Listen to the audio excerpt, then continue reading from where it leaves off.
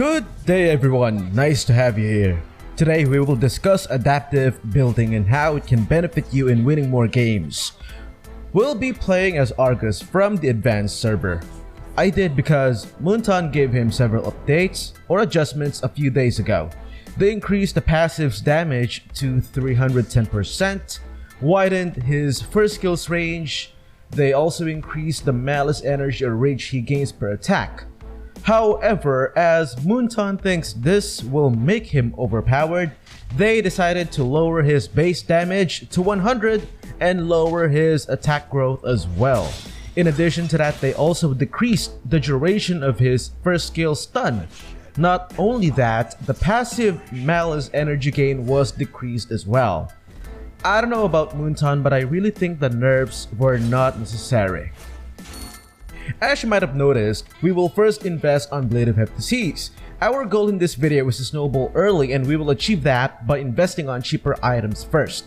Blade of Hephaestus only costs 1,700 gold and will provide us with sufficient early game damage. This works extremely well with Argus passive.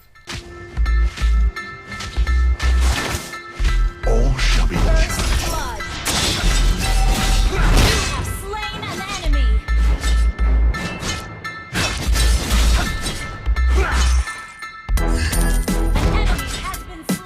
I want to give my shoutouts to Arthur Rizan, Anishi, and Gary Almoro. Thank you for always tuning in. You guys are awesome. We also have LK Gaming, and he too hosts a YouTube channel, so make sure to give him some love. I used this as an emblem with a talent killing spree, and then the emblem stats I focused on were physical damage penetration and cooldown reduction. I chose physical damage penetration over damage because the small damage the emblem provides diminishes fast, but damage penetration is one of those stats that is helpful as the game progresses, since its purpose is to ignore a certain portion of the target's defense. The 10% cooldown reduction will help us later on to reach the maximum cooldown reduction of 40%. And yes, you heard that right. One of our goals for this build is to reach max cooldown reduction. As you can see, it hasn't even been 3 minutes yet, but we already have one of our early game items. Next item is going to be Hunter Strike. Hunter Strike is also very cheap. It only costs 1,760 gold and provides all the necessary stats we need. It's almost identical with the Blade of Hephaestus. The only difference is its unique passive, which increases your movement speed. This item's effect works well with your second skill's curse damage, since the movement speed stack bonus is based on the instances of damage inflicted by the wearer. Watch carefully and see how tremendous the early game burst is of this build path.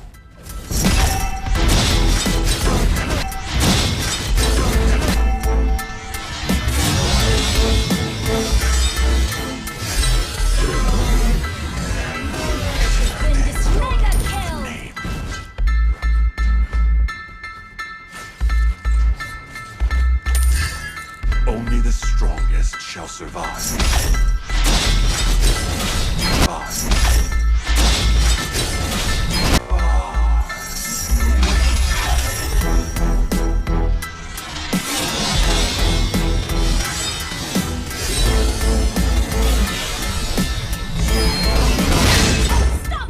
You tripping, bro? You tripping? Like I said earlier, one of our goals is to reach max cooldown reduction of 40% as early as possible on the game, which is why the next item is going to be Magic Shoes. I am the only judge of my. Just do it! Just do it! The turret has been destroyed. Monster kill!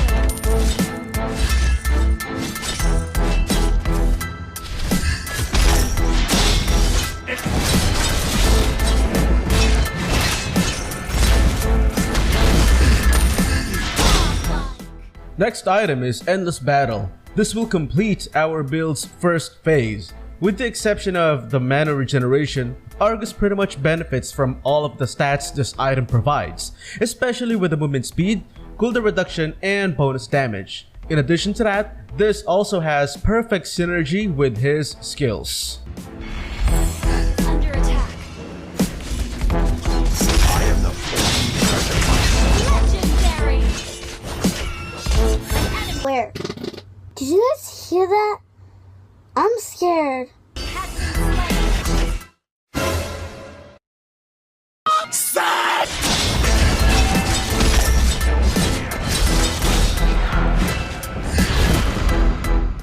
Wait for it. Here it comes. Almost there. Legendary. Don't ever say our name. Name. Godzilla. Your team destroyed a turret. Legendary. After Endless Battle, we can jump straight to Blade of Despair, which marks the second phase of our build path. This will further increase the bursting capability of Argus. In addition to that, it provides additional movement speed. This is the logic behind this build path's design.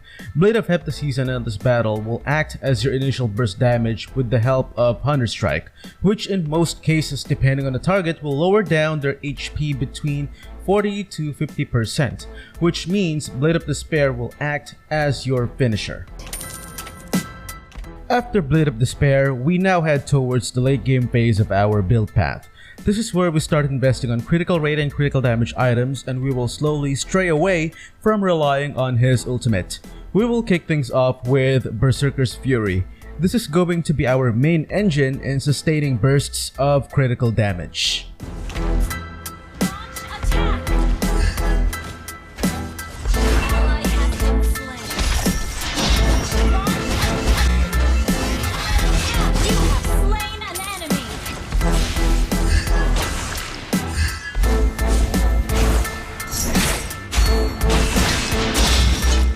You have slain an enemy.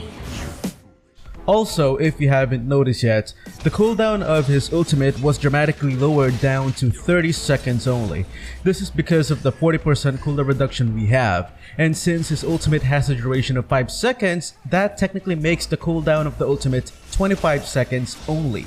Which is why I prefer using it over Purify in most cases, since Purify has a much longer cooldown.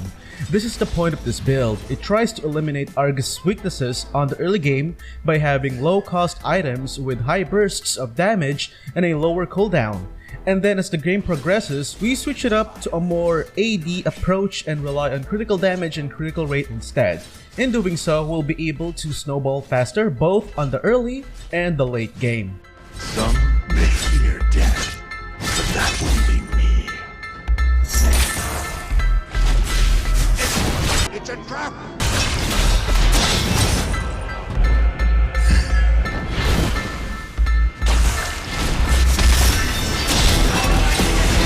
Monster kill. Double kill. Our turret has been destroyed.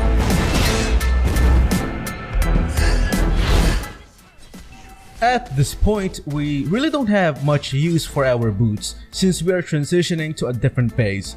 We can now rely more towards raw power and improve our critical rate and critical damage. I will sell magic boots and have it replaced with Scarlet Phantom.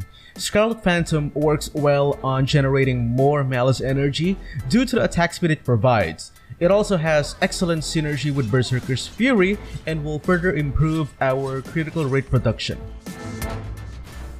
Some of you may object, but what I'm gonna do next is sell Blade of Heptasis and replace it with another Blade of Despair. I will in order to further improve my damage and also increase my movement speed, which went down significantly after selling my boots. Keep in mind that item stats can stack. What doesn't stack are unique effects or unique stats. Anything that is labeled unique won't stack with other items that has the same stat or effect.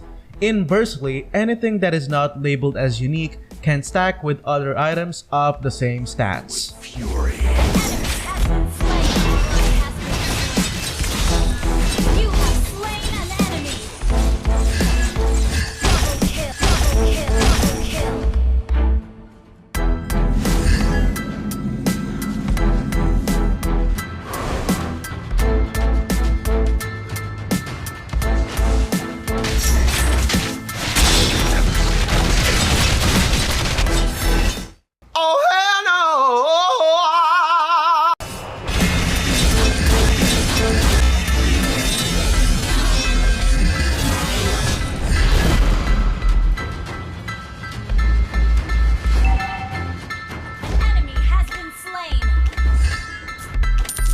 the only judge of myself.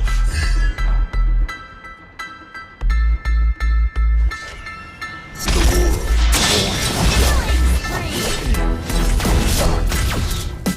Double kill.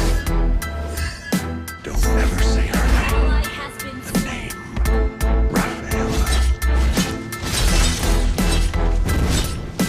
Shut down. Enemy double kill.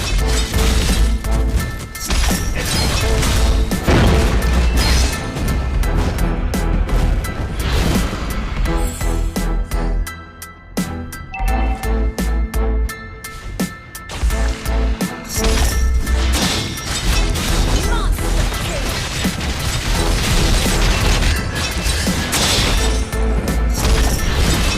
Triple. Kill.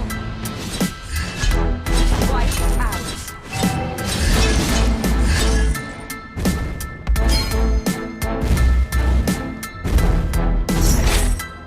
Show yourselves, you foolish beasts.